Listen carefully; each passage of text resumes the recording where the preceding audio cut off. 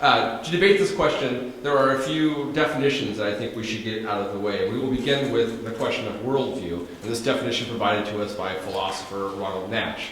A worldview is a set of beliefs about the most important issues in life, a conceptual scheme by which we consciously or unconsciously place or fit everything we believe and by which we interpret and judge reality.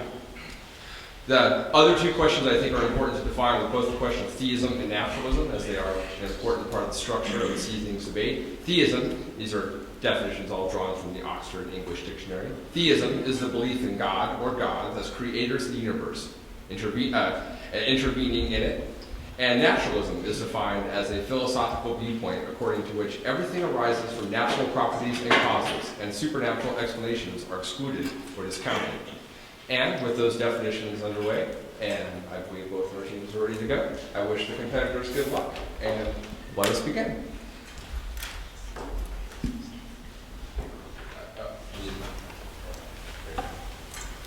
Alright, so naturalism. So first I want you to ask yourself these questions. Why is there something rather than nothing? As in, why we have this existence rather than just simply not existing? Where did we come from? Why are we here? And what is reality? What we try to use best to explain this is naturalism. So, a few specifics of naturalism is philosophical and metaphysical naturalism. Basically, it is saying that we should only be using natural means to be determining things, basically things like evidence. Like I'm saying that this table's here, I can see that with evidence, empirical evidence, and that is what we will base everything off of, rather than a supernatural cause. Then there is methodological naturalism, which is saying that we cannot rule out a natural cause for something because we do not yet fully understand all of nature. We're still working on that with science, and so we can't yet say that something is supernatural because we have not ruled out all natural possibilities. And that's kind of what naturalism would be based off of, is this idea of evidence for supporting all these things. Now,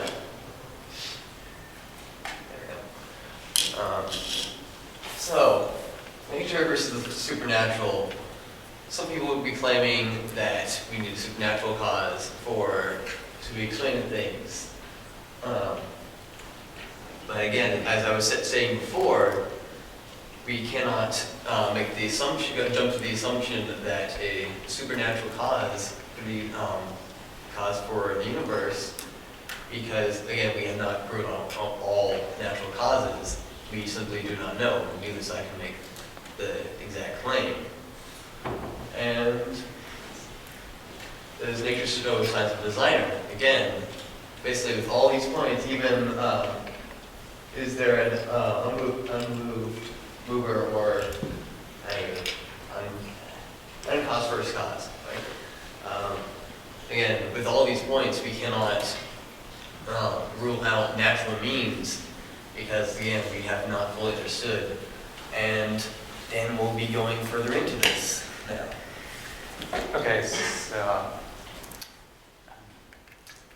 So you pretty much gave you a brief introduction into naturalism, what it is, like the different kinds of naturalism out there. But ask yourself this question, why has prompted, scientists, over, the past couple hundreds of years to adopt methodological naturalism and a philosophical naturalism instead of appealing to supernatural causes? And the answer to that is because so far, naturalism has worked, it's been successful. If you take into account the historical context, if you think about cultures, ages past who used to appeal to supernatural explanations, for everyday events, for example, angry gods causing natural disaster and all that, such explanations have been historically replaced by natural ones. So, as I said, naturalism works, and there's been a trend, of whenever, it used to be that whenever there was a gap in our knowledge, a supernatural explanation would be invoked. But the more we learn, the more those gaps of knowledge have been closing with natural explanations. So That's been the trend. And also, when it comes to the supernatural, the supernatural is something that doesn't obey our known laws of physics or laws of nature. It's already a challenge to test supernatural explanations. So that's why we tend to favor natural ones, because how do you test the supernatural? How do you test God? And today, we have an example of an area of science where we still don't know the answer, like the origin of our universe. Is our universe the only universe there is, or are there other universes out there that are part of a larger multiverse? These are still some of the mysteries of modern cosmology, and there are several constants in nature that are said to be fine-tuned by cosmologists. They have certain values, and so far it seems that if you tweak any of these constants, even by a little bit, like life as we know it wouldn't exist in the universe. There wouldn't even be chemistry as we know it. So the question has arisen, is this fine-tuning due to a designer, an intelligent designer, or is there a natural cost to it? And of course, many explanations are being proposed to explain this apparent fine-tuning. There's the multiverse, and we're just trying to figure out answers. And of course, God is still a possibility, but in reality, we just don't know what happened.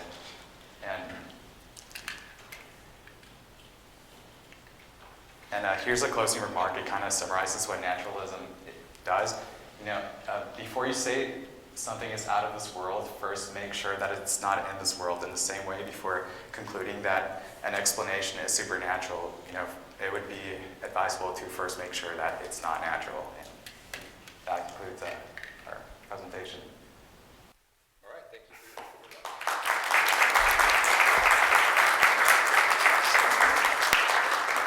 Now the opening remarks for reasonable faith. Hold on one second. Can you guys hear me? Yes? Okay, hold on one second. Is this working? Okay. All right, we're good. C.S. Lewis once remarked that if God exists, he is the most important topic around. If God does not exist, he is one of the most unimportant topics. Does God exist, or is the material universe all there is, was, or ever will be? The answer to this question has significant ramifications concerning questions of purpose and destiny. What would success for us look like? Success, in our opinion, is to show there are, in fact, more reasons to believe in theism than to believe in naturalism. In other words, that theism explains reality better. People often view the ability of science to explain things as a replacement for theism. However, this is not correct.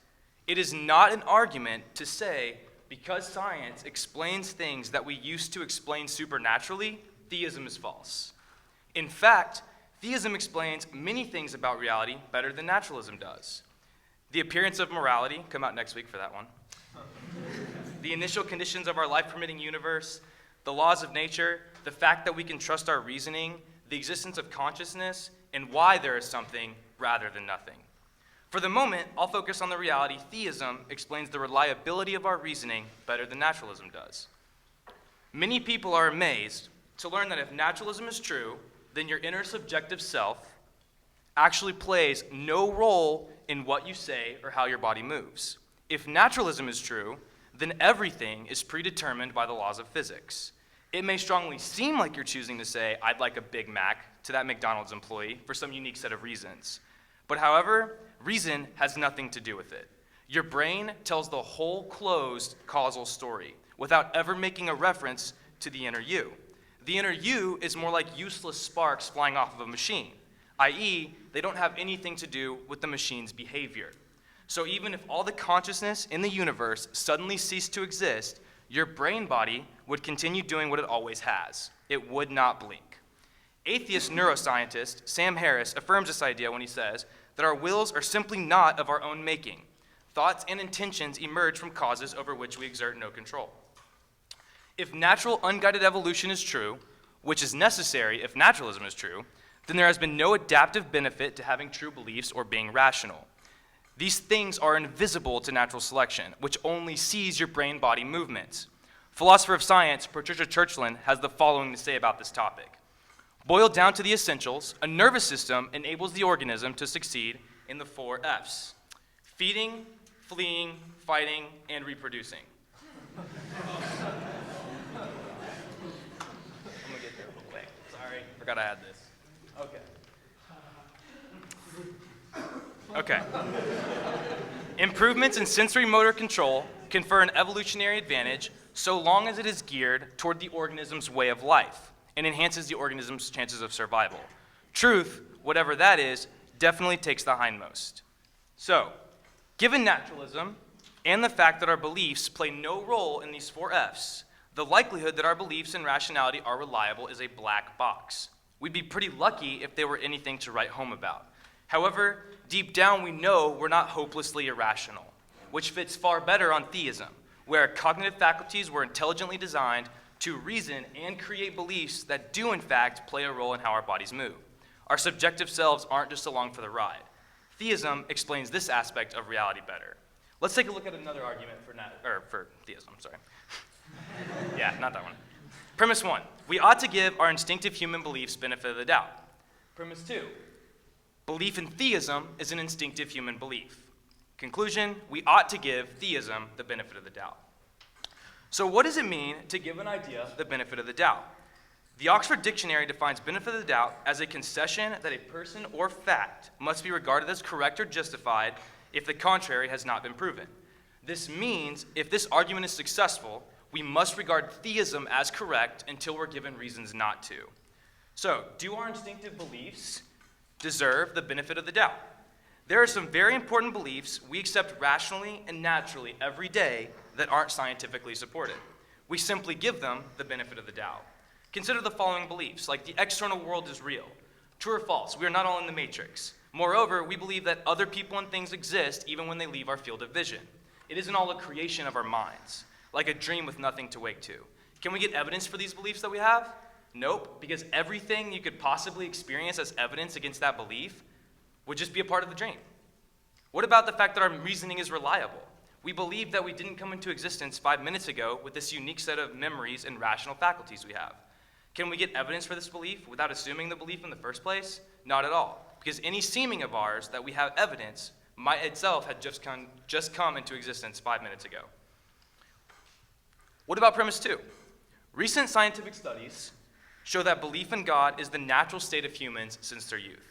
This means we have a very natural tendency to believe in God the same way we have a very natural tendency to believe these other rationally accepted beliefs.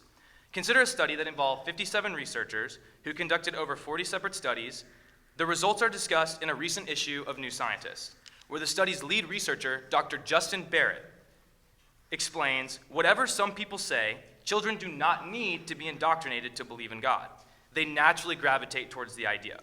That such belief begins in childhood and typically endures into adulthood places it in the same class as beliefs such as the permanence of solid objects, the predictability of natural laws, that other people have minds, that the external world is real, and numerous others. If believing in God is being childish in the same respect as holding these sorts of belief, then belief in God is in good company. In his book, Born Believers, Dr. Barrett explains further that in order to function as sane human beings, we must give these views the benefit of the doubt until shown reasons not to. To do otherwise would damage our understanding of the world around us. So, we've seen reasons to believe that 1 and 2 are true. The conclusion follows. The God hypothesis, or theism, deserves the benefit of the doubt. It should be our starting position, just like belief in the external world and the reliability of our reasoning. Thank you.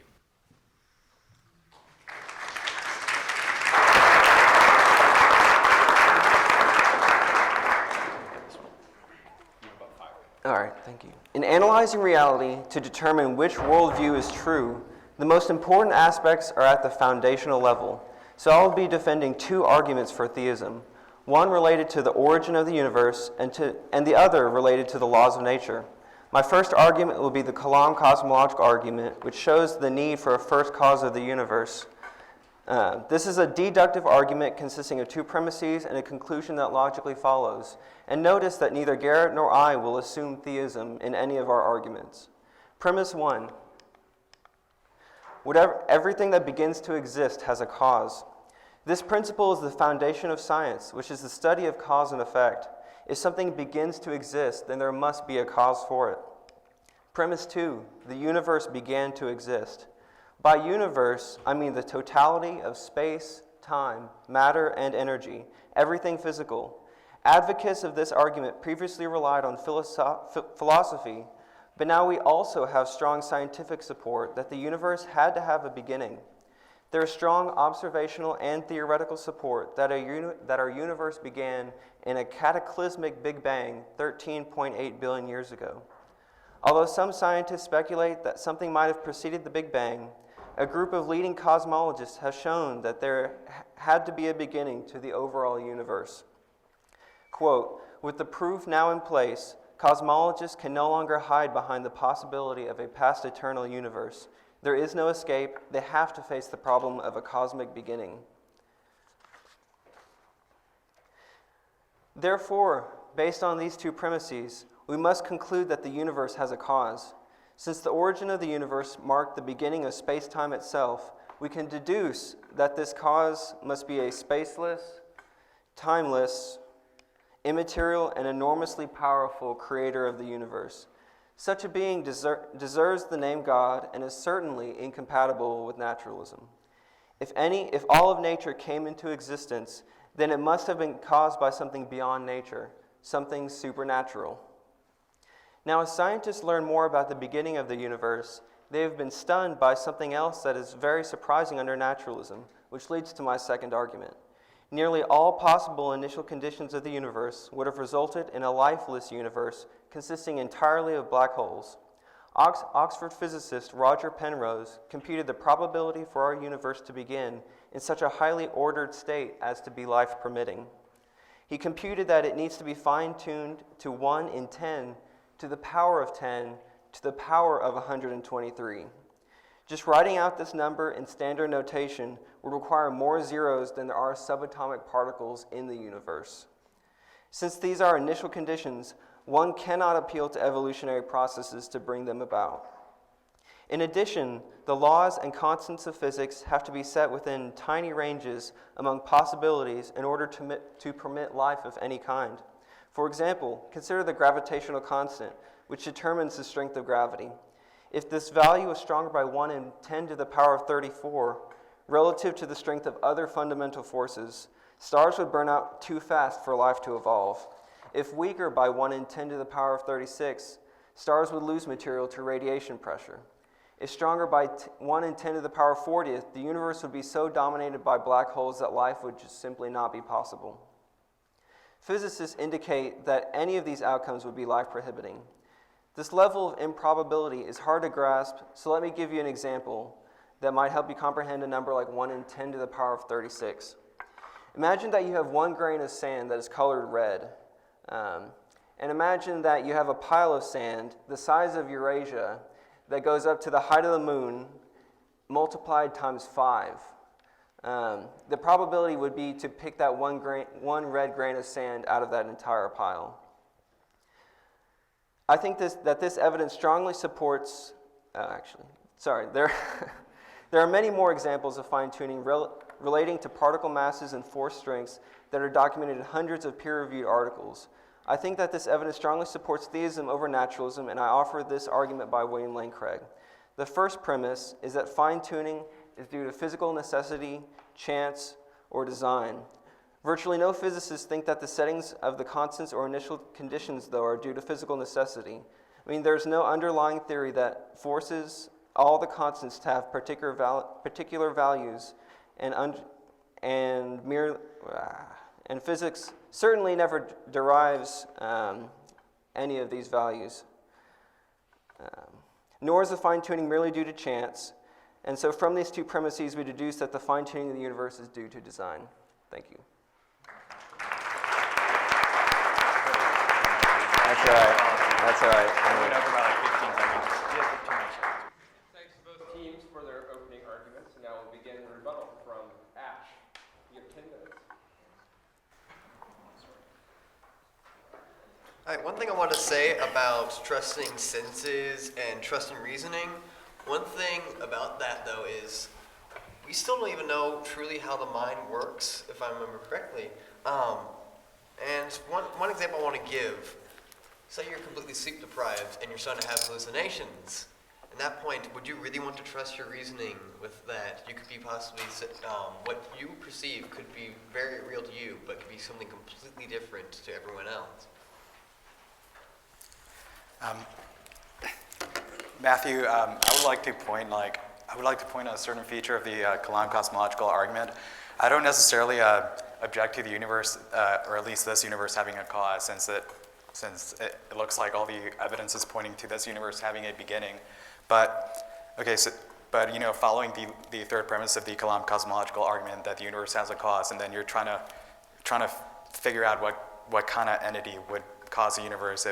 You argue that it would have to be a spaceless, timeless, and immaterial being. But if you look at what it means to be a spaceless, timeless, and immaterial being, those are properties that a non-existent entity would have.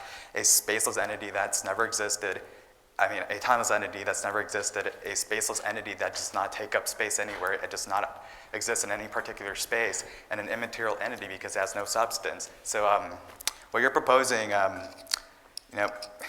the God you're proposing seems to be not so different from a non-existent God, and also when it comes to the fine-tuning argument, you brought up three choices. You brought up chance, necessity, and design, and the thing I noticed about your argument is that it's based on ruling out those two other options. And first off, what if there are other options out there that we haven't considered? And secondly, if physicists are appealing to a multiverse, isn't that a combination of chance and necessity? If we have a world ensemble where universes are popping in and out, and different values for these constants, are present in different universes, and of course, when we expect to find a universe that has the constants that we find in ours, and since such constants allow for life to arise as we know it, wouldn't the multiverse theory, be able to explain that, instead of appealing to a supernatural cause? And Garrett, okay. So you're appealing to God as an instinctive belief, but what about other instinctive beliefs that that have shown up throughout history? For example, it seems to me that most ancient cultures believe that the Earth was the center of the universe, and that the heavenly bodies revolved around us until science confirmed that this is not true. Until people started observing the movements of the stars and concluded that that we are in the center of the universe. What would you say about instinctive beliefs such as those? Should we give those beliefs the benefit of the doubt or not? Another thing I wanted to point out was I remember hearing from Garrett, you were speaking about evolution needing to be beneficial, mutations to be beneficial. One thing I'm going to say though is, while that is true, there could be other traits that go with that would be neither harming the species survival nor putting detriment to that species survival that can be also then carried with it. In that case, not all traits would have to be exactly beneficial. Okay. I kind of want to build up on that. So you argued that under naturalism, our senses, there would be problems with our senses being reliable, and then we should, under a naturalistic view, we shouldn't be really trusting our senses. But you argue that if under naturalistic views our senses would be there, and there would be no reason for us to trust them. There would be no reason for for our senses to develop so that they can perceive the external world accurately. But if consider, for example, being a gazelle and you have to deal with predators trying to hunt you down, wouldn't it be beneficial for the gazelle to have like an accurate perception of the world around it? For example, to be able to detect a predator before, or otherwise be the predator's meal. So aren't there reasons under naturalistic views for census to be accurate for a certain degree? But of course, I don't think either of us would deny that our senses are flawed, and that's the reason, for example, why optical illusions work, because sometimes our senses are fooling us, and appearances aren't always what they first seem to be.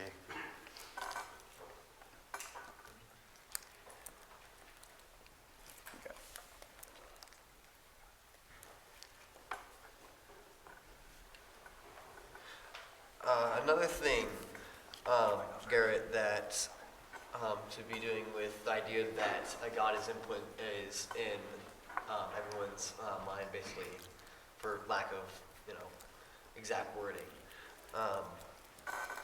One thing that throughout history would be possibly prevalent in showing that is that throughout history, a lot of civilizations may not have understood the world around them, and so the best explanation they could have, since they really didn't have the technology and knowledge that we have today, would be a higher power, because they simply would not know any better. They really couldn't. They couldn't observe very well at that point. And as of recently, is whenever we've been able to get this kind of observational evidence that we can, be able to actually see that it wasn't a supernatural being. I mean, just only a few thousand years ago, Greeks were thinking, Zeus was the cause of lightning bolts coming down. But as we can show by science, that's not true. And many other bits of evidence like that, replacing a theistic viewpoint with a naturalistic viewpoint, after we've observed evidence of that, has been shown throughout history. How much time do we have left? 2.5 minutes. And okay, so Garrett, you're okay. Of course, you're arguing for theism, but how do you deal with the fact that you guys don't really have evidence for it, and you're arguing that theism is the best explanation? But how can you argue that theism is the best explanation if there isn't really evidence for God? Yeah. All right. Nothing more to say. Excellent. So, this is Wolfgang, your rebuttal. Okay. All right. So first, what I'll go ahead and do is I'll address the points they made towards my argument, and then we'll kind of go from there. The first thing is, I thought it was kind of funny how you use hallucination as sort of an objection to the fact like your perceptions can fool you, so they may not be reliable. The problem is, hallucinations are much too rare to use as an objection against the general reliability of our perception, right? On top of the fact that my argument was not our perception causes us to believe in God. And my argument was that because belief in God is instinctive, it deserves the benefit of the doubt.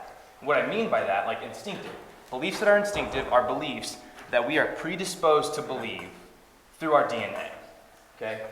Objections such as, we thought the world was flat, we thought Zeus shot lightning bolts down from the sky. Those were not instinctive beliefs. Those were beliefs that, while they did permeate society, they were deductively drawn. An instinctive belief, which these have not changed over time, would be like our reasoning is reliable.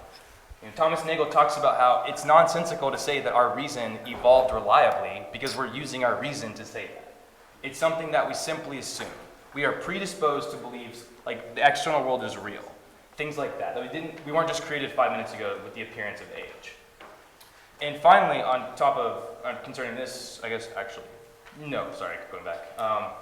If you assume naturalism and make the objection that our instinctive beliefs, in the way you said it, weren't reliable in a sense, isn't that kind of my first argument? My first argument is that if you assume naturalism, we should have all these false beliefs to the point to where we wouldn't even be able to tell if our reasoning was reliable. That's kind of the point.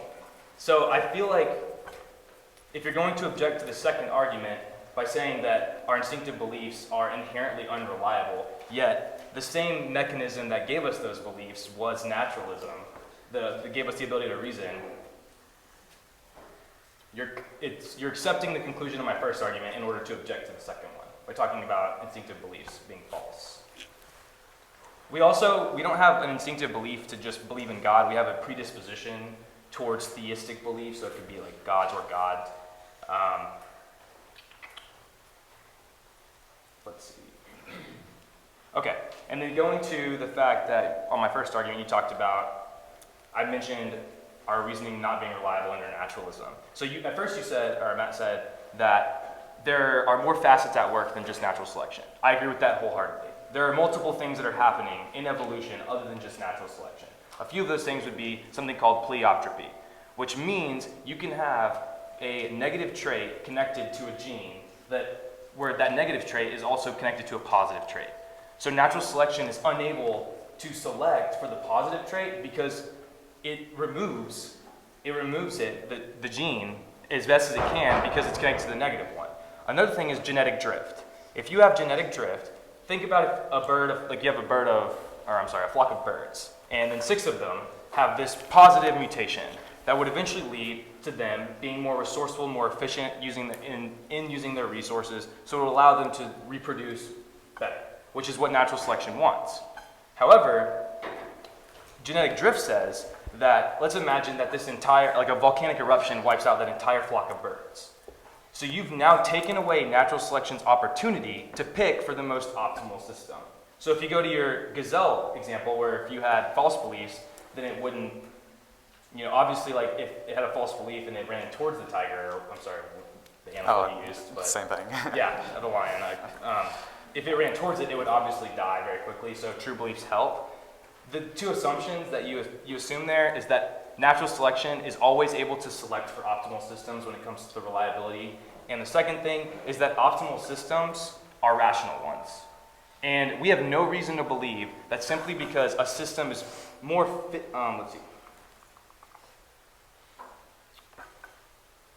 simply because a system is more reliable than a different one, that it's necessarily more fitness enhancing. Because you can have systems like cognitive faculties, so the ability to think and reason correctly. You can have systems like that where you can think correctly, but it uses too much in terms of resources on the organism's part.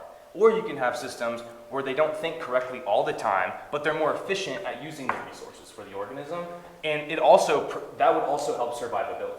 And you can have false beliefs that produce behavior that helps survival. So let's imagine this gazelle, right? And the gazelle, it was running away from the lion, for not because it thought the lion was going to eat it, but because it was really hungry going towards the grass on the other side of where the lion was, or something.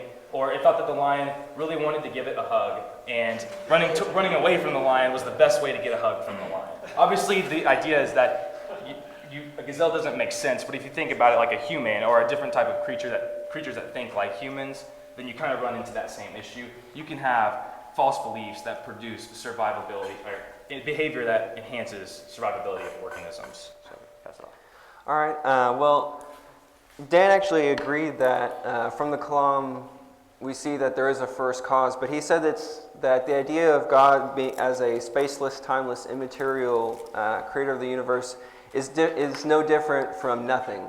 But that is not what I mean by nothing. I mean the philosophical nothing. So take the phrase, nothing stopped the German advance in Europe during World War II. And someone says, oh, that's great, it was stopped by nothing. You see what I'm saying? It was stopped, and it was stopped by nothing.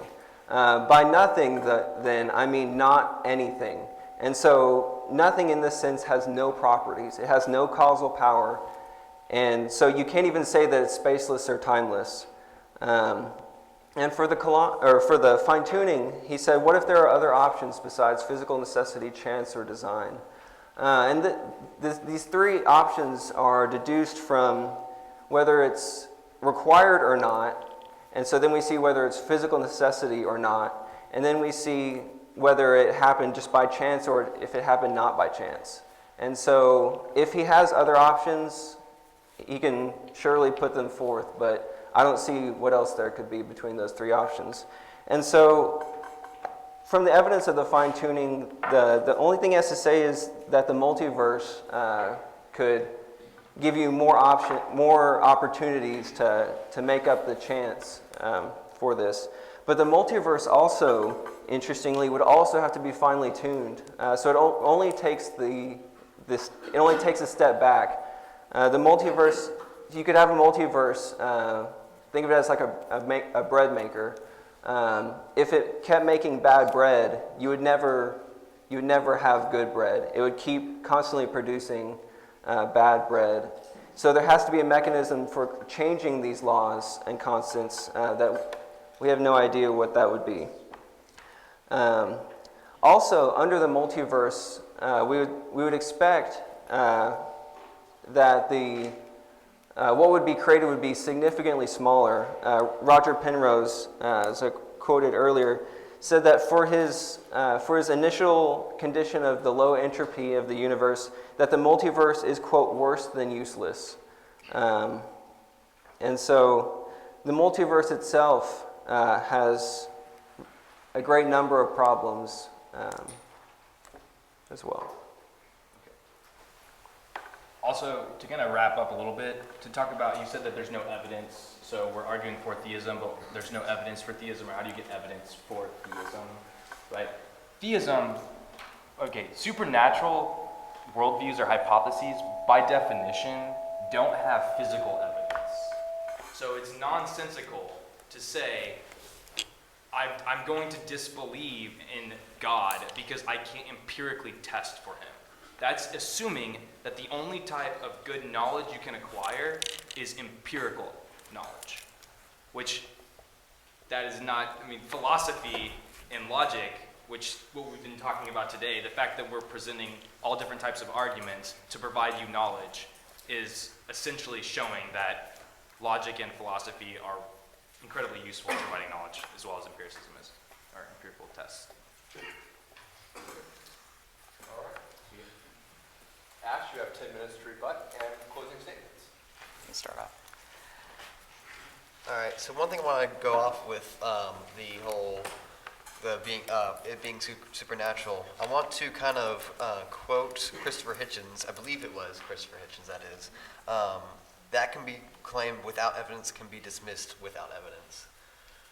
Because with a naturalistic point of view, if there is not evidence, then I don't see a very good reason to be believing in it. And one thing about empirical knowledge, you asked like, is that the only scientific knowledge, empirical knowledge, is that the only like valid type of knowledge that one can have? Well, if you want to, you can believe in other things, like using other means other than empiricism and testing things. But to me, like empirical knowledge and scientific knowledge is another word for saying safe knowledge that has been tested, that has been challenged, and has withstood testing and challenge.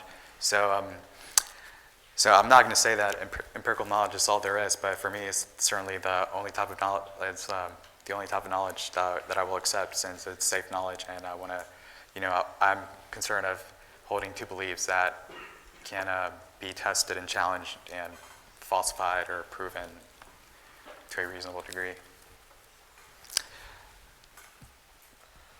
Another thing with the whole I can't say the word. I'm sorry. I'm not even gonna try. I'm sorry.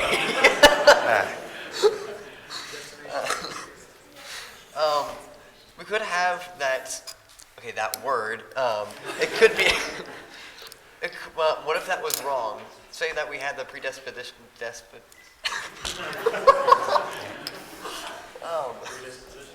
Thank you.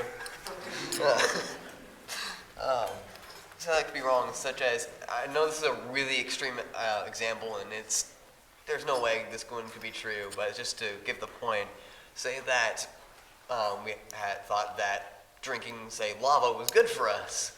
Obviously, that would be a false one, and so just because we have the, I'm not even gonna try to say it again.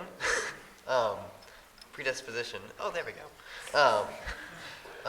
Doesn't mean that it would exactly be true. Keep going. Also, another thing, again, I want to go to, this is probably more of a closing point on my end. For naturalism, again, we don't know everything kind of going like throughout history. We're just at that point where we're starting to have more and more knowledge about the world around us. And so we haven't quite ruled out all natural causes. And so as we continue to gain knowledge, we can possibly rule out more. But at this point, we still don't have all the knowledge that we possibly could. And so we really don't know for sure. So we can't rule out a natural reason. And okay, so back to the gazelle example, Garrett. Like under a naturalistic scenario, for example, all the gazelles that hold false beliefs wouldn't make it, and the ones that do would survive. So natural selection, it's not a completely random process, and the features that do help the organism survive would carry on.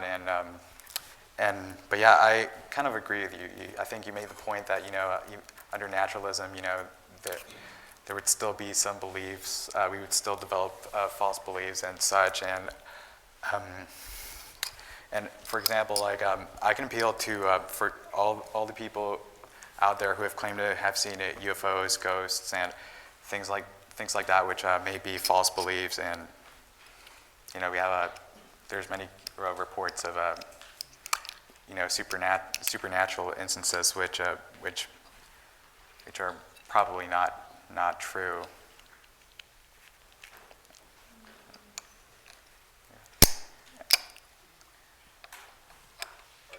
Yeah, I'm good. All right. So,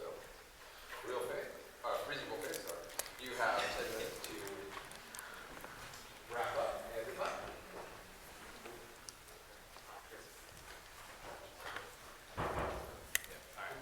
Can you go ahead and say that Christopher Hitchens quote one more time for me? That can be claimed without evidence, can be dismissed without evidence. Can you empirically test that claim? Well, if by dismissed you mean withhold belief, then I would argue that claim makes sense. Okay, so basically, it's a claim that says if you can't test for it, then you shouldn't believe it. You cannot test the reliability of that claim. That's the point I'm making. It's self-defeating. If you want, let's go back to my gazelle example real quick. Philosopher of science Stephen Sitch says that there are two assumptions that you accept when you say that natural selection or evolution selects for true beliefs. Okay? The first assumption is that evolution produces organisms with good approximations to fitness-enhancing systems. And then the second assumption is that a fitness-enhancing system is a rational one, or a reliable system.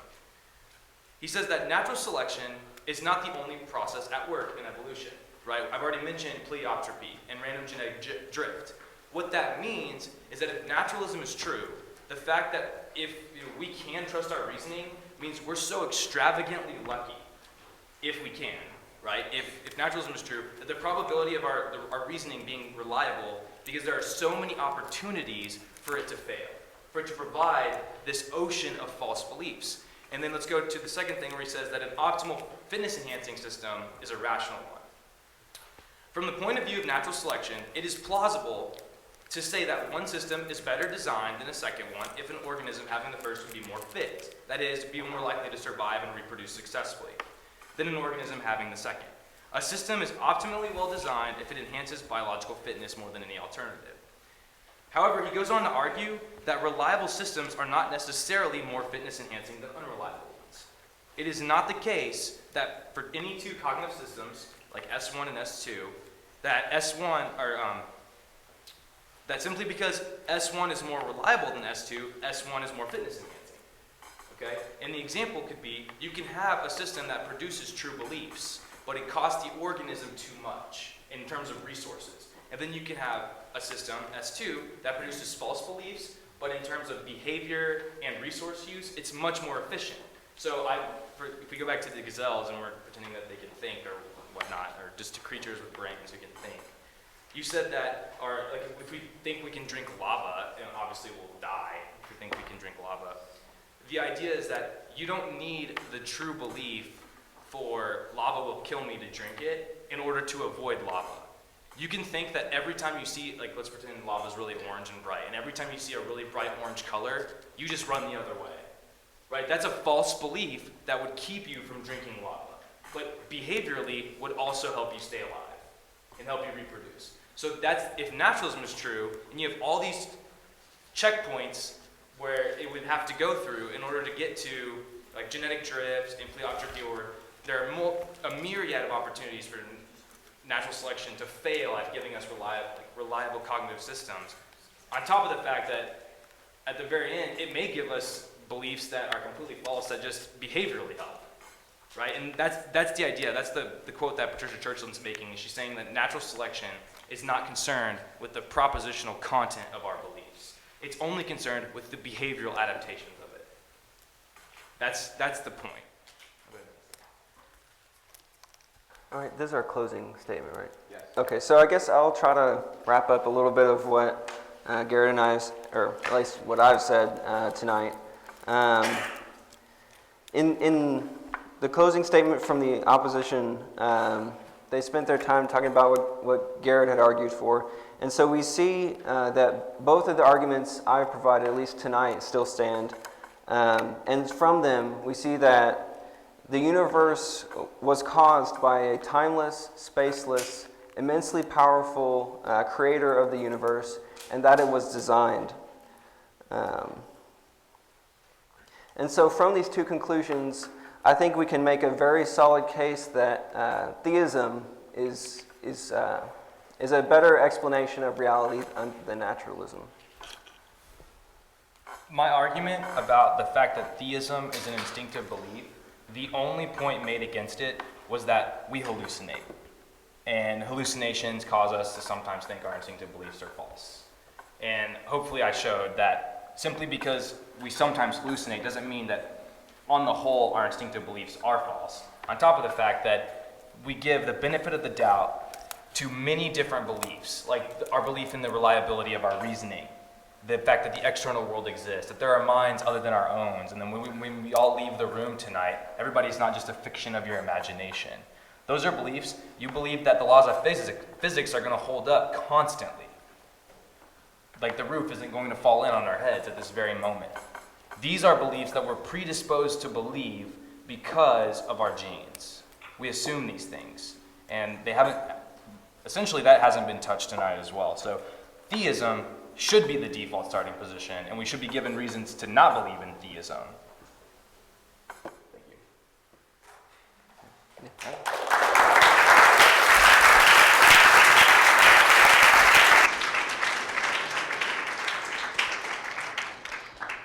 First, let me say thank you to both sets of debaters. Very compelling and interesting debate. I'm sure many of you have questions, and so we'll invite you at this time to join us at the microphone over here, hopefully. Hello, debaters. Thank you so much for this evening. That was really great of y'all. Thank you for giving of your times. My name is Rachel, and I am a part-time agnostic. So my emotions coming into this debate were, may the best man win. Obviously, I must concede the better debaters were the theologists. But at the same time, having better debating skills, being more verbose, having more flowing ideas, does this make you inherently correct? I think that your ideas haven't been put to the task in a proper manner. I don't have enough time to discuss everything, but I must ask, why do you hate on the multiverse? Because I happen to love string theory. I prefer my universe stringy rather than circular. I don't know about you. I have friends that like loop theory. They're a little weird.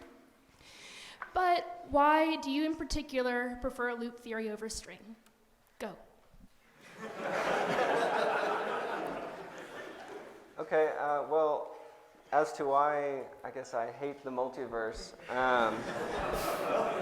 one of the biggest things that, for me at least, is that we have no empirical evidence for the multiverse, and under especially the leading theory of multiverse, we cannot have empirical evidence for it. There's no way we'd be able to tell anything about the universe or any of these other universes.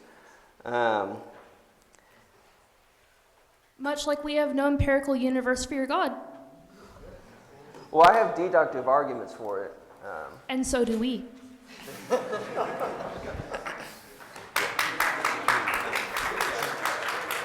Okay, hold on. Thank you. Hello, Garrett. You speak a lot about beliefs. What is a belief, and how does it relate to truth? Okay.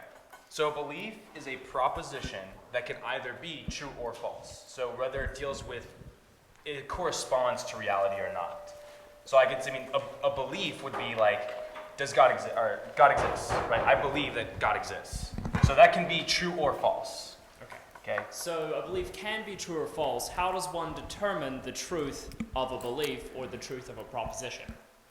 Well, as a theist, I would say that the reason we are able to use reason to, basically we can create arguments and find out false beliefs from true beliefs, is because our faculties were that mind is not a product of the physical, but the physical is a product of the mind. So that if God created the entire universe with us with intention or purpose and gave us these minds to use, then it makes sense that we can reason successfully, because we're essentially, I'm not going to get theological, so we'll just essentially, like, if mind is a fundamental component of the universe, then it makes sense for our minds for us to be able to reason successfully. However, if it's not, if mind is simply a product of the physical, the mechanism that gives us the ability to find false beliefs from true beliefs also gave us those beliefs in the first place. Great. Thank you. You're welcome. Thank you. I'll remind the audience, please, to keep it to one question. This question is directed more to the proponents of the theist. I would just like to ask, I found that a component of your argument was revolved around probability, how it's very improbable that our universe, existing the way that we perceive it, could support life. How exactly does that suggest that there is a God? How does that suggest that there is design? I mean, if I flip a coin and it lands on its side, we all know that that's incredibly improbable, but that doesn't necessarily mean that there is a force that designed that moment to be that way. Well, I'm looking at this deductively, and so the idea of the coin, though, is you have a much greater chance of putting it on this side than the idea that our universe will produce life. It pales in comparison. And sorry, what was the second part?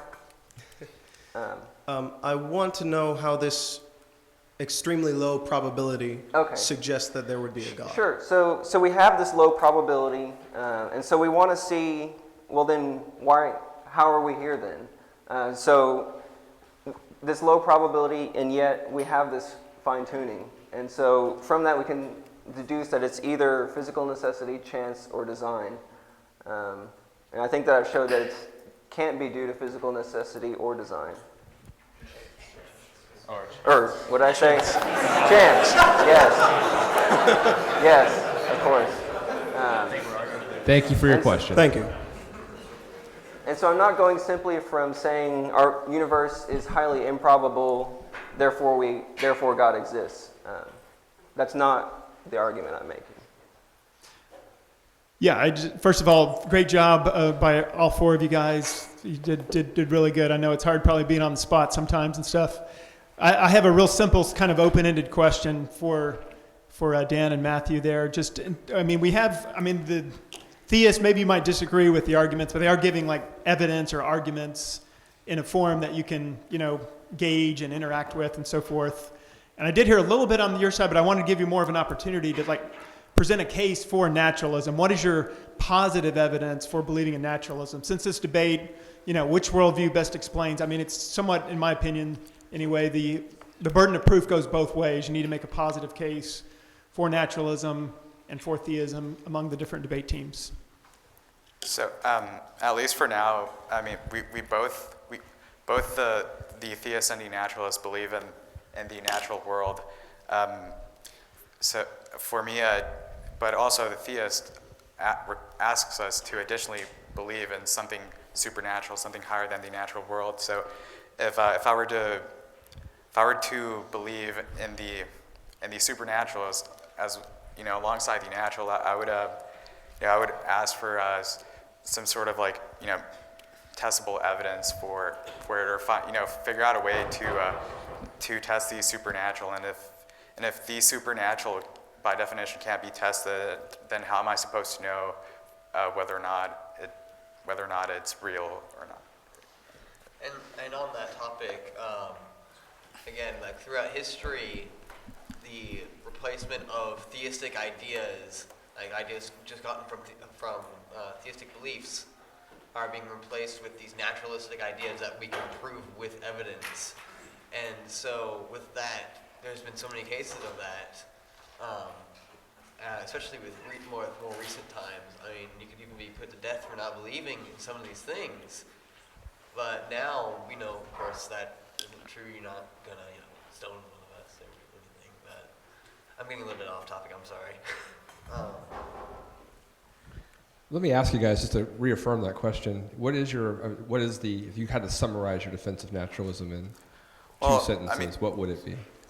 Like I said in my opening speech, so far it's worked. Naturalism has historically replaced supernatural explanations every step of the way, and as of right now, the only room that theism has, it's and where the gap in our knowledge lies. So historically, theism has always been introduced, where there are things that we don't yet know, and historically, naturalism has filled those gaps in our knowledge with naturalistic explanations. So naturalism historically has the upper hand, and theism doesn't. A response? Yeah, I wanted to talk about that a little bit. So what Dan's describing is what's called methodological naturalism. It's not metaphysical naturalism when he says that science is showing things that we've used to explain supernaturally as false. So essentially, if that argument is going to be good, then what needs to happen is that every argument for theism needs to be a God of the gaps argument. It needs to be hey, look, we don't know how this happened scientifically, therefore God did it. Yeah, that's a great argument against those. However, I provided an argument tonight that says that's not the way it works. I'm saying that if naturalism is true, I have two arguments actually. If naturalism is true, the probability that we can reason reliably is so incredibly low that we're either astoundingly lucky, kind of like what Matt's saying, or what's much more expected is that if theism is true, then it makes sense. The fact that we can reason reliably makes sense. Or the fact that naturalism can say, oh, well, theism, it helps us survive and things like that, like theistic belief, going back to my second argument. And I would say that not only is the fact that we believe theistic naturally compatible with theism being true, but it's expected. If God existed, you would expect us to naturally have a disposition to believe in God's existence. So we're not saying that naturalism is false because of that. We're saying that when you're talking about what explains reality better, it looks like theism is explaining these facts about reality better than naturalism is. Can I ask a question to Garrett? Follow that? All right, one quick question, then we got to get to the audience.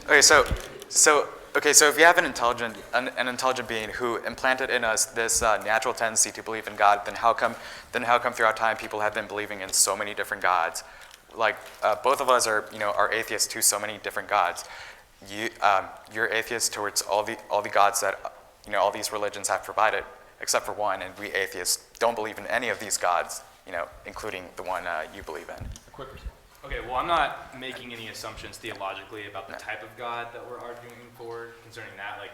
Polytheism, basically, we're saying that scientifically it's shown that we naturally believe in an agency outside of the natural world. So one of those is God, the other one would be gods. Yeah. So they all are encompassed in that. It's like a supernatural or theistic type belief goes along with that. It's not just monotheism, but that's still a problem for naturalism. Sir? Yeah, this is a question for the Ash Society. Concerning the fine-tuning argument, the options were necessity, chance, or design for the fine-tuning for life. And you said maybe there are other options. I was wondering if you had any other options that would be available to explain the fine-tuning for life. I mean, I'm not aware of other options, but what I said, what if there are other options? I'm just invoking the possibility of there being other options. That was all. All right, sir. So I'm thinking now about your main argument here that naturalism works. And it's a little confusing to me because if theism is true, at least the traditional theism, that it was the theists historically that decided to employ methodological naturalism because they believed that God created the world in a way that was governed by laws. And so it was historically theists that went into the world expecting science to work. It grew out of that soil. So if theism is true, science would be working just like we see it is. Now, if naturalism is true, you might say the same thing. You could make arguments against that. But the point is, in both of them, science would work. And I don't understand why science working supports one when they both predict the same thing. Well, what I argued was that, historically, naturalistic explanations are the ones that have worked, and supernaturalist explanations have not worked. And let's say that it used to be the theist scientists who started studying the world, but historically, but nowadays you have atheistic science. The majority of scientists are atheists because it seems that historically, applying the methods of science has led us more towards naturalistic explanations instead of supernatural ones. Okay, so can we talk about that? Okay, I wholeheartedly agree the fact that science provides natural explanations. Theism expects that. Theism says that if we use methodological naturalism, if I throw a ball across the room, I should not employ the existence of God carrying it from my hands to hit the wall, right? Using methodological naturalism, it works under theism and naturalism. So it's not an argument to say because science works, and there have been some theistic, reasons in the past, we can just say that theism's false. It's not an argument against theism to say that there have been bad arguments for theism in the past. Quick response? Well, I'm not really discounting theism on the basis of that. I'm just saying that, historically, naturalism has held and theism hasn't. But I'm not saying that this is evidence against a God or theism in general. I'm just telling you what historically has happened. Theism, every time a theistic explanation has been offered, it has not made it. Right, so it's irrelevant, is what you're saying. Well, Quick it answer was to the relevant history to answer his question. question. Okay, just wanted to establish that. Hello. This is for the Ash fellas.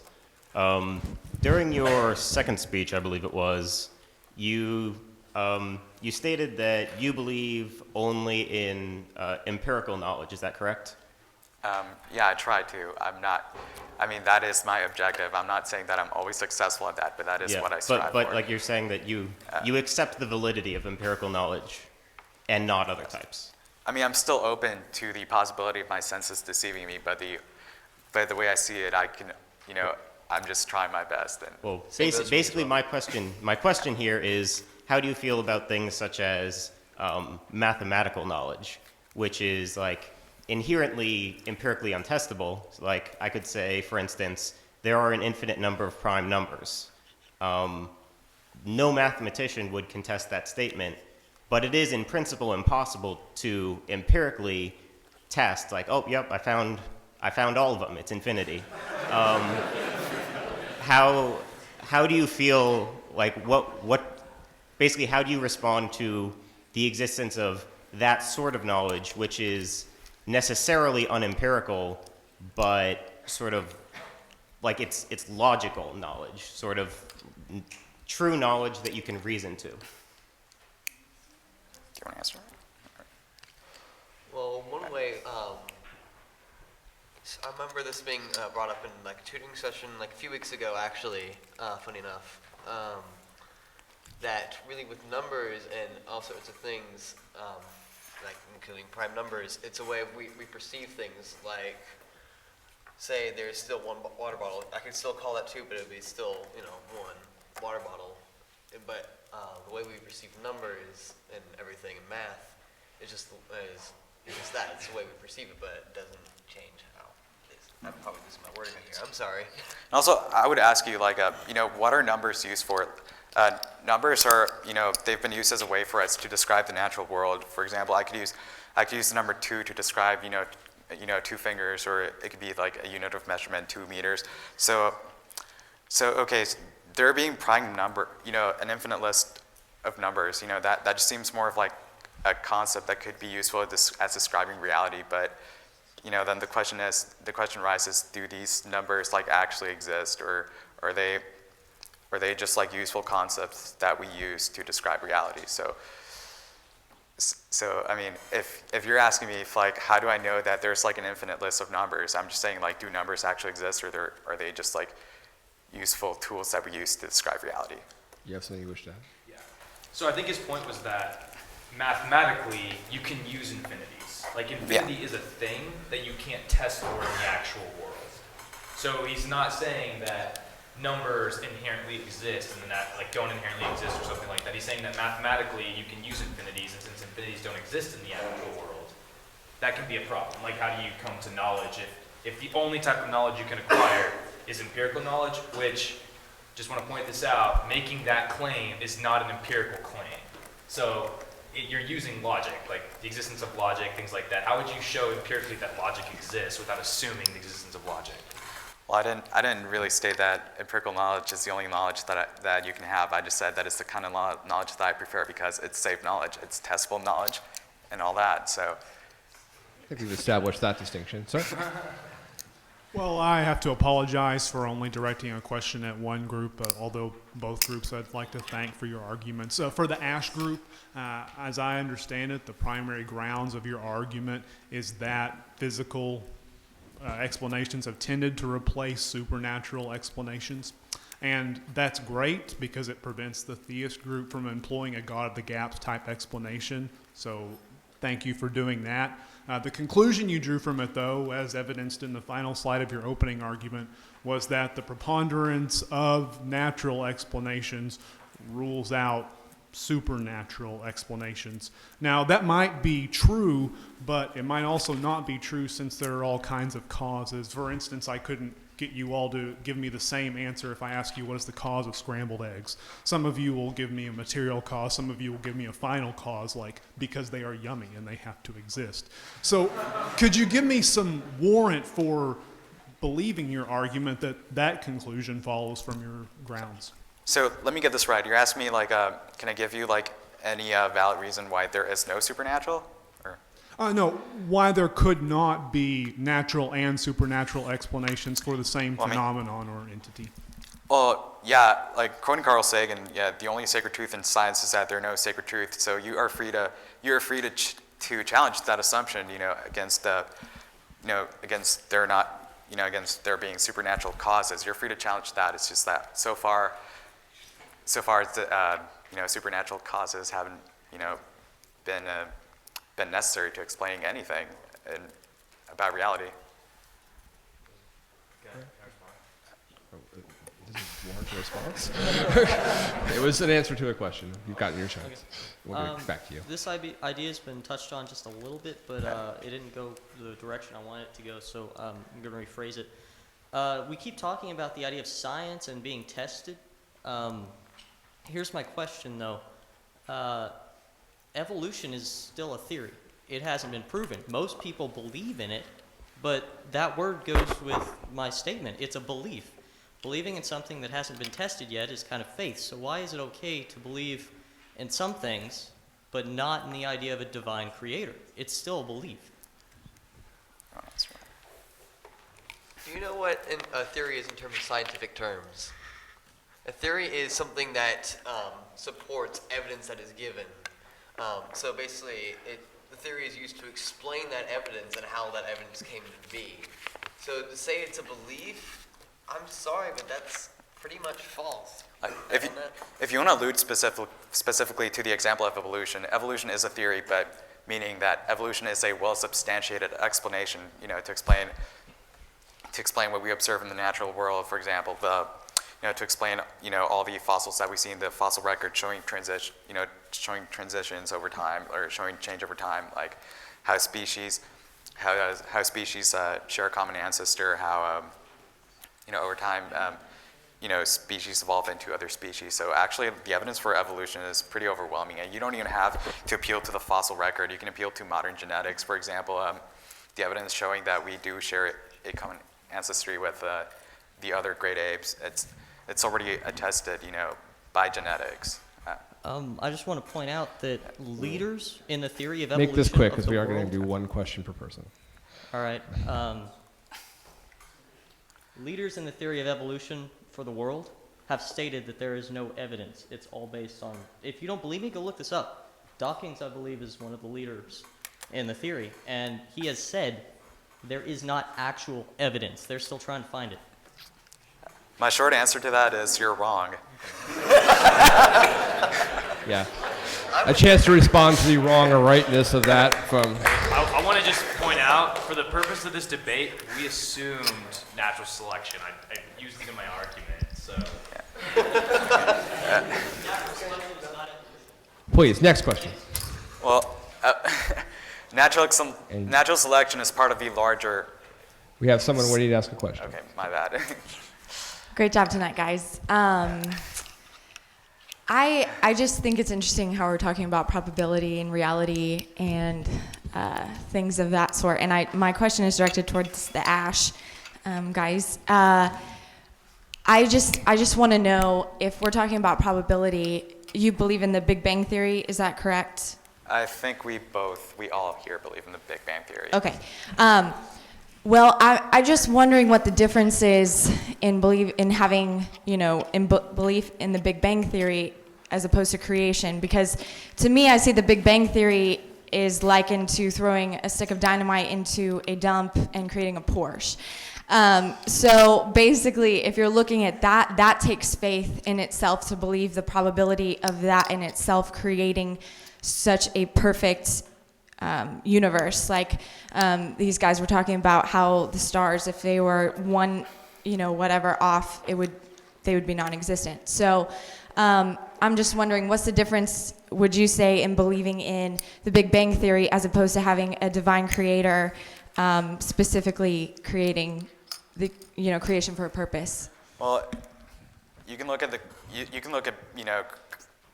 claims of creationism versus the claims made by proponents of the Big Bang Theory. The proponents of creationism, for example, is in young Earth creationism, that the Earth is 6,000 years old. They have no evidence for that, and all the facts that we know about modern geology, biology, cosmology, ghosts, works against the notion that our Earth is 6,000 years old, or that, and it all supports cosmology, as in the Big Bang Theory, modern geology, that our Earth is around 4.6 billion years old and all that. So I would say that, the Big Bang Theory has a ton of evidence going for it versus creationism doesn't. You have a quick response to that?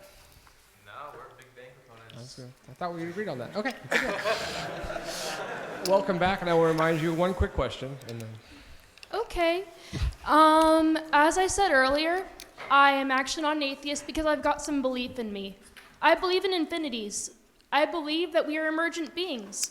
I believe that in our massive neurons we have a consciousness, whether this is a soul or whether this is something that is just us. We are more than our collective parts. I also understand that evolution is a thing. We have dogs, we have wolves. Why can't we have apes and man? Why is evolution such a dirty word? Why is evolution such a dirty... Who is this directed towards? Yes, really, we are higher beings than animals, though some may contest that, given that they have empathy, but... We'll give both sides a chance to answer that. Yeah, Why I just is wanna set or the record is straight. evolution a dirty We word? are proponents of the Big Bang and evolution. So, Okay. I used it in my argument. He used the Big Bang in his. I assume you have no objection to the dirty wordness of evolution. Yeah. In the interest of... Actually... It's just as that among Christianity. or just among your fellow theologists, why is this such a problem? I just wondered if perhaps you'd talked to them enough to understand them. I believe they answered that question. If you have something you'd like to add. I would not like that. All right, well, thank you again. Hello. So from my understanding, the multiverse theory, we wouldn't be able to gain any knowledge of the multiverse or other universes. Whereas if we go by the theism idea and there was a god or gods, we would be able to determine things about them based on their influence on the world. So, from my opinion or understanding is that the multiverse theory doesn't really help naturalistic arguments because we won't be able to determine anything about it if it did exist. So I kind of want to know the opinions on that. Well, if God did exist, how can we determine anything about it? Well, I mean, if we go by, I'm a Christian. Okay. Again, one question, and we'll give them a chance to respond. Sorry. So, yeah, of course you can. I like to say that we can know a lot about God, and it's present in largely my first argument that God is spaceless, timeless, immaterial, immensely powerful. These are all things that can be deduced from this argument. So I think we know plenty of things. Another defense of the multiverse? Well, should I just address this question, or is it okay if I address it? Both or either. Let's do it. Okay, so he deduced, from the Kalam cosmological argument that God is spaceless, timeless, and immaterial, but that's assuming that, only spaceless, timeless, and immaterial beings can create, space-time matter. What if God is, what if there was something, what if the cause of our universe was actually space-time, had space-time and matter? I don't get why it's necessary for the cause of our universe to be spaceless, timeless, and immaterial. If I may. Please, real quick. Well, the Big Bang, as I said earlier, marked the beginning, actually, of space, time, and matter itself. And so, for it to begin to exist, whatever caused it has to be outside of it. It cannot be the same thing that it caused. I would agree with you. It would make sense for it to be outside, but what if it exists outside our universe, space-time matter, but it has its own form of space-time matter? If there's a multiverse and other universes exist inside this multiverse, wouldn't those universes have their own form of space and matter, or maybe even their own form of time, separate, different kind You have a from final our answer? own? Yeah, go ahead. Oh no, I'm done. Okay, that's what I say. Let's wrap this question up. You have a rebuttal to that? Not really. Oh, okay. Well, I was just going to say that it seems a little bit nonsensical to say that other universes or space-time matter exists outside of space-time matter.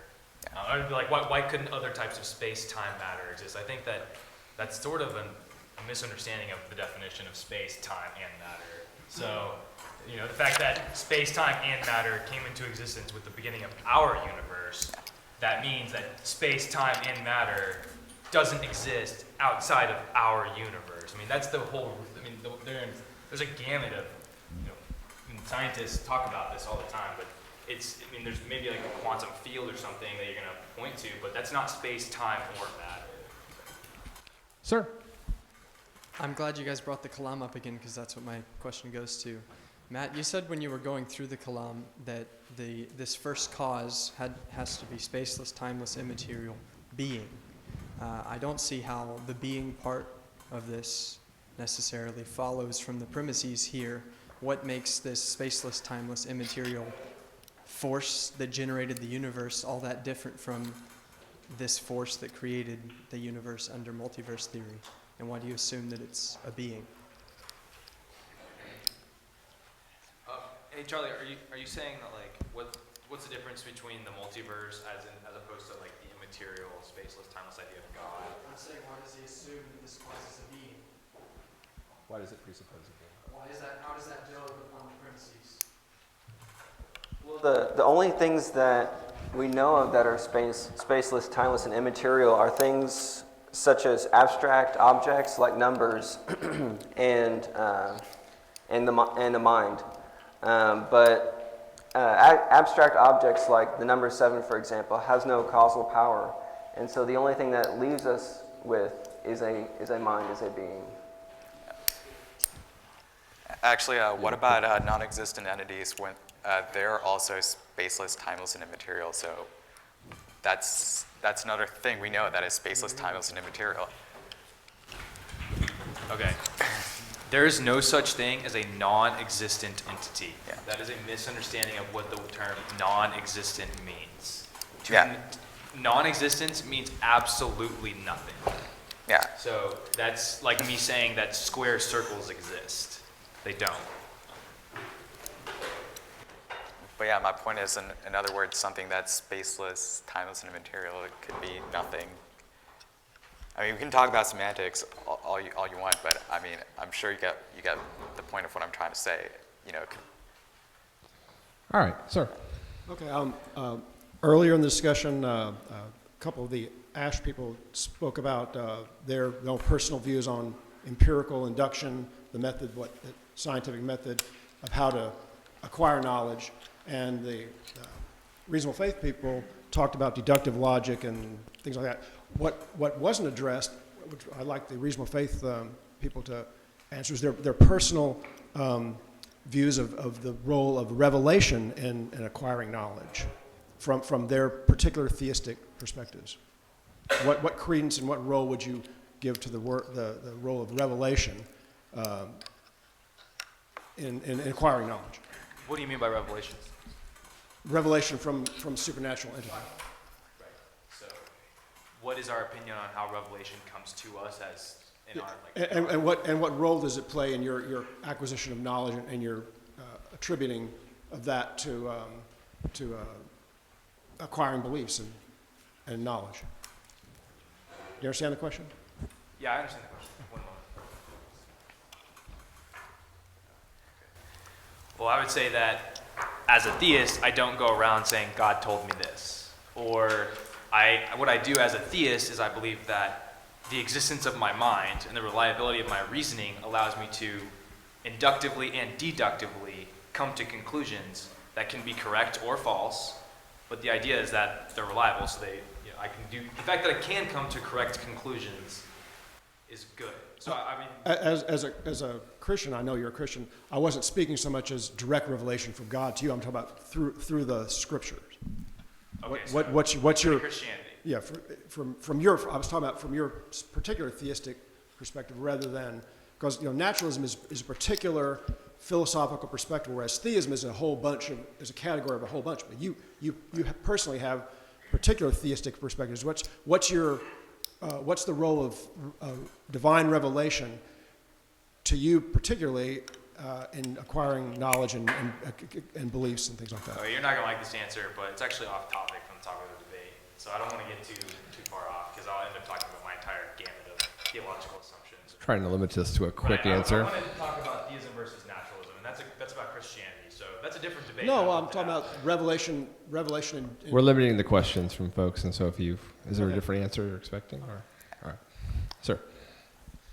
Yes, I would just like to point out that I don't remember exactly who asked this question earlier, but it was essentially about why we assume that this spaceless, timeless, matterless thing is a being. I would like for both groups, I know it's going to be a little bit challenging for the humanists because, well, the nature of said belief, whatever, I'll just ask the question. Could you please define God and justify why that definition is valid? Who wants to start? Hold on. Can you repeat the question one more time? Please define God and justify why that definition is valid. Can I So, offer- for example, as opposed to a force, a being, why is it a force? Or a being, does it have intent, does it not? Things like that. Ash? I mean, from what I've heard, from Christian apologists who try to find God, God is, the greatest conceivable being, greatest conceivable whatever force being. And, you know, that's a definition I would like to offer for God.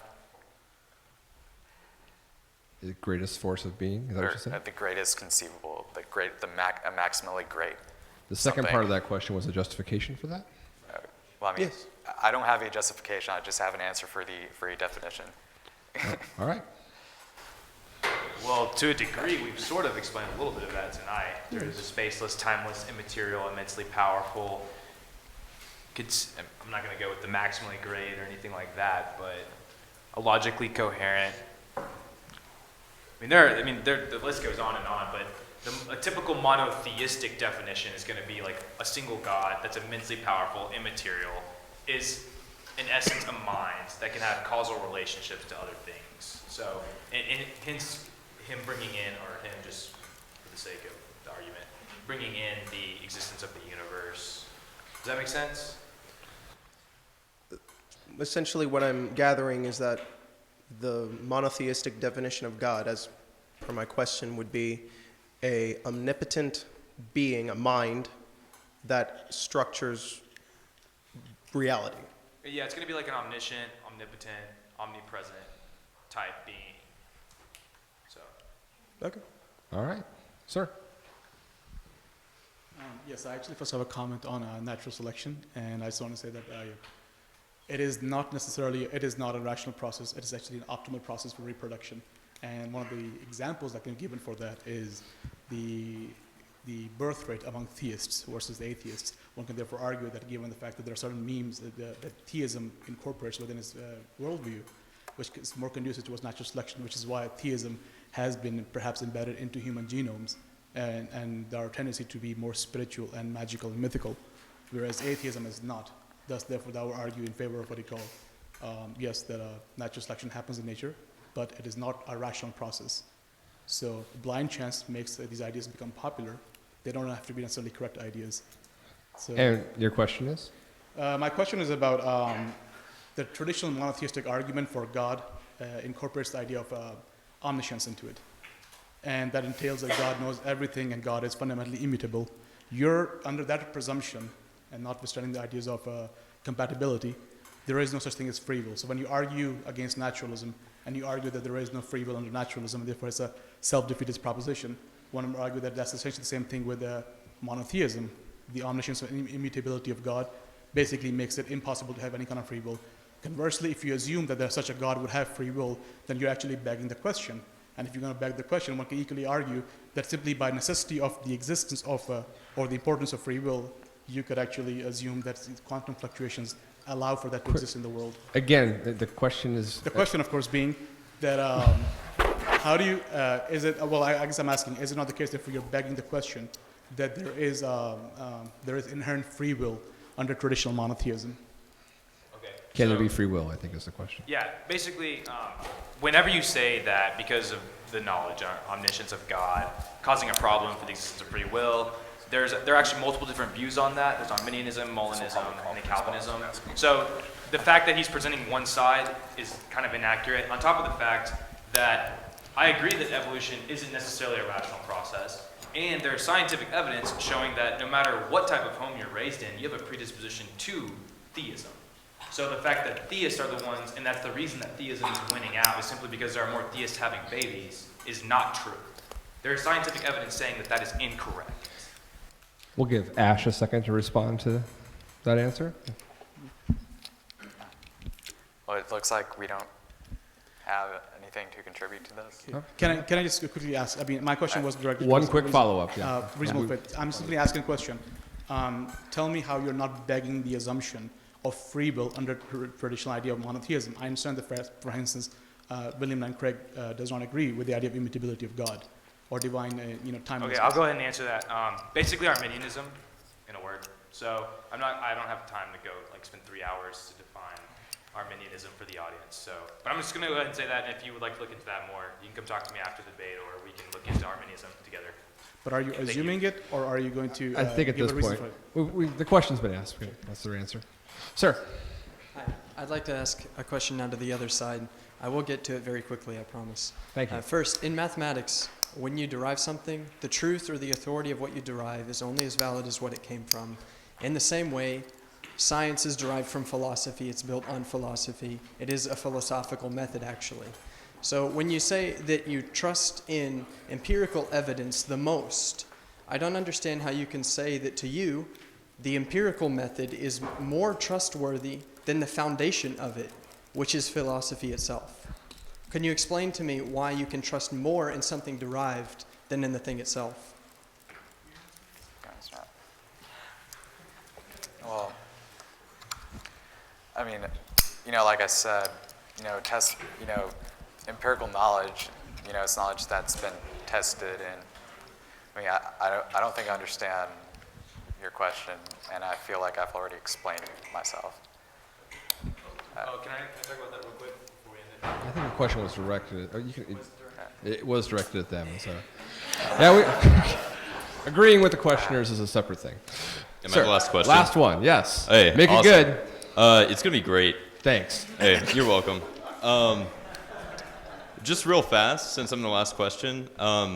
Philosophical, not really physical thoughts on the idea of the multiverse and how that kind of coincides with theistic beliefs. Like this, the Kellam cosmological argument says that since universe is all of space, time, and matter, cosmos be spaceless, timeless, and immaterial. Other universes, beings can be spaceless, timeless, and immaterial. Are there entire universes filled with gods? Please. Awesome. So how does the idea of the multiverse, if it exists, coincide with theistic belief? Mm-hmm. I actually say that if the multiverse does exist, it doesn't impact theistic belief at Okay. all.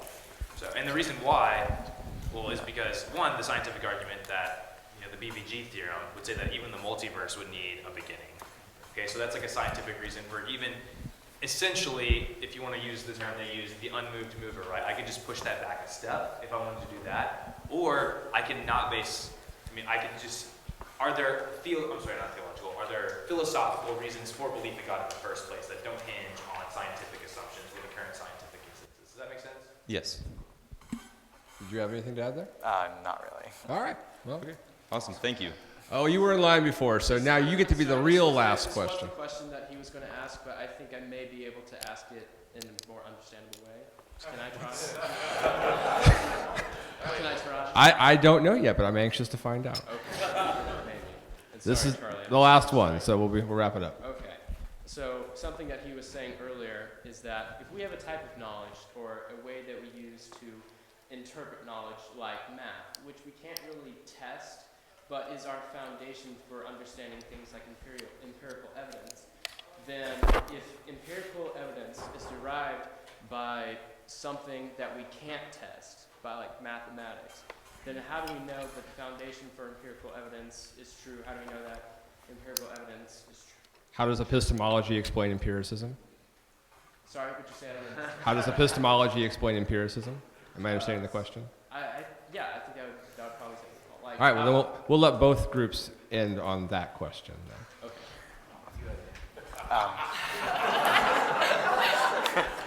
Okay, so when you said that we can't test mathematically, do you have any particular examples in mind of instances where we can't test it? Well, 1 + 1. Like, since it's not, like you were saying how we depend mostly on stuff that we can test as knowledge, and if we use something outside of that, you would try to stay away from that. So, like, you prefer to choose only testable knowledge? Yeah. So, like, if we rely on something that's untestable to explain something that is testable, how do we know that it's true? Well, I just heard Garrett mumble 1 + 1, when I asked for an example of something that you can't test in math, but actually, if you have, for example, one water bottle and I bring in another water bottle, how many water bottles do I have in total? It seems like in cases like, the example Garrett brought, I can test math, and I'm just asking you to, give me an example of something in math that I can't test before I answer your question. I have no idea if you just answered my question. Sorry.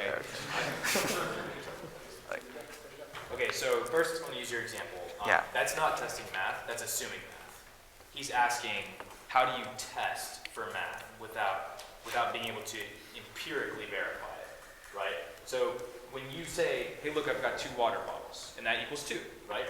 You're using math to try to represent it in the physical world. The idea is that there are mathematical concepts that do not exist in the real world, that we can't represent at all. So in theory, I mean, they're essentially all, if every human on the planet died today, would the fact that 1 + 1 = 2 stop being true? Or, I'm sorry, even if the whole universe just like disappeared, would that stop being true? I mean, it's like it's a mathematical truth. They work for, right? I don't know why I'm reaching Charlie Bell. I'm used to doing that, sorry. A final defense of math? Well, I mean, first off, the question of like, will it stop being true if the whole universe ceases to exist, or if there isn't anybody around? Like, honestly, like how am I mean, I don't see how anybody could like have an answer to that question. But anyways, but isn't mathematics, a way for us to describing the natural world? For example, like if you have like all these mathematical models or equations in physics, are they not like a different way? I mean, are they not like a way for us to describe what actually happens in nature? Are you asking me, or are you? Yeah, I'm asking you. For example, if I have the equation, there's the equation of motion, like F = m times v squared over r, something like that. That's that's like the equation of motion. Isn't that a way for me to describe reality? So. I think that math is descriptive, right? Yeah. So you represent things in reality using math, but the idea is that if reality as we knew it, not reality, but like the physical reality as we knew it, I guess whenever I was making that claim, I was thinking more of like logical laws, like the law of non-contradiction, like would that stop being true if our universe stopped existing and things like that. So yeah, I mean, and that can't be answered. I mean, obviously not. Like the law of non-contradiction is going to hold up no matter what in every possible world. So it's things like that. All right. Well, well, if we both we're going to have to stop it here eventually, because obviously we could do this for quite a while. Thank you to everyone who came out to see the debate this evening, and thank you to all.